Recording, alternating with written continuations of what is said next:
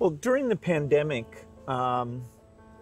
it was fantastic that the vaccines got invented, and India made a lot of those.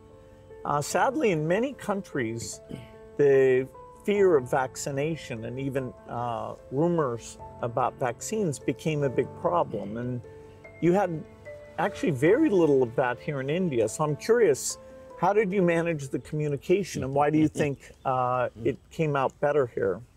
बहुत ही बढ़िया सवाल आपने पूछा है। एक तो मैंने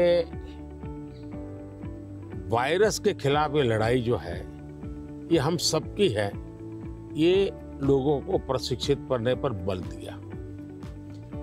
ये वायरस वर्सेस गवर्नमेंट नहीं है, ये लाइफ वर्सेस वायरस की लड़ाई है। ये पहली मेरी फिलॉसफी थी। दूसरा, मैं डे 1 से कम्युनिकेट करने लगा सबसे डायरेक्ट मेरे देश के लोगों से बात। मैं खुद सारे प्रोटोकॉल पब्लिकली फॉलो करने लगा। सब चीजें पब्लिकली मैं उदाहरण के रूप में जाने लगा लोगों के सामने। फिर मैंने कहा भाई ताली बजाओ, थाली बजाओ, दिया जलाओ।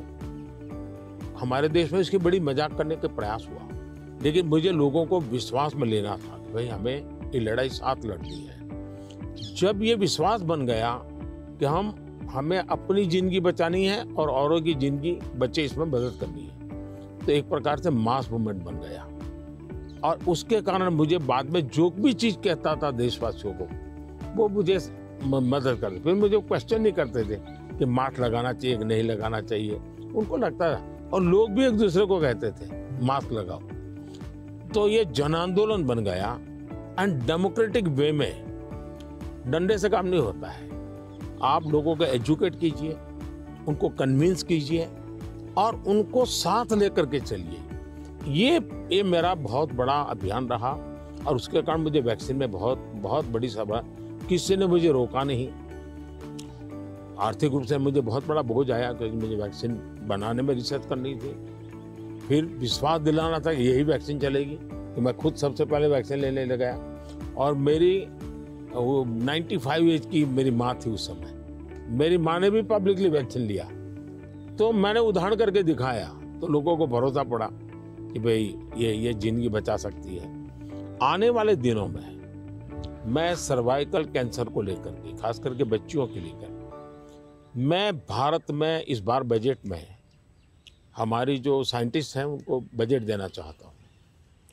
और मैं उनको कहना चाहता हूँ, इसमें भी आप लोकल रिसर्च कीजिए, वैक्सीन बनाइए, और बहुत ही कम पैसों में मैं मेरे देश की सभी बच्चियों का वैक्सीनेशन करूँ, और किसी भी बच्ची को कैंसर की संभावना ही न रहे वो स्थिति पैदा करूँ। उस दिशा में इन दिनों मैं काम कर रहा हूँ। जब मेरी नई सरकार बनेगी तो मैं सबसे पहले उस दिशा में काफ़ी पैसे रिसर्च में लगाना चाहता हूँ, ताकि मेरी बच्चियों की जिंदगी बचे।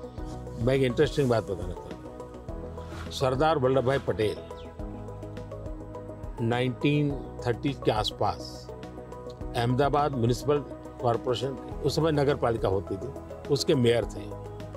और उस समय एक एपिडेमिक की स्थिति पैदा हुई, वैक्सीनेशन करवाना था। कुछ लोगों ने रिलीजियस कारणों से उस समय वैक्सीन लेने से मना कर दिया, रेजिस्ट किया।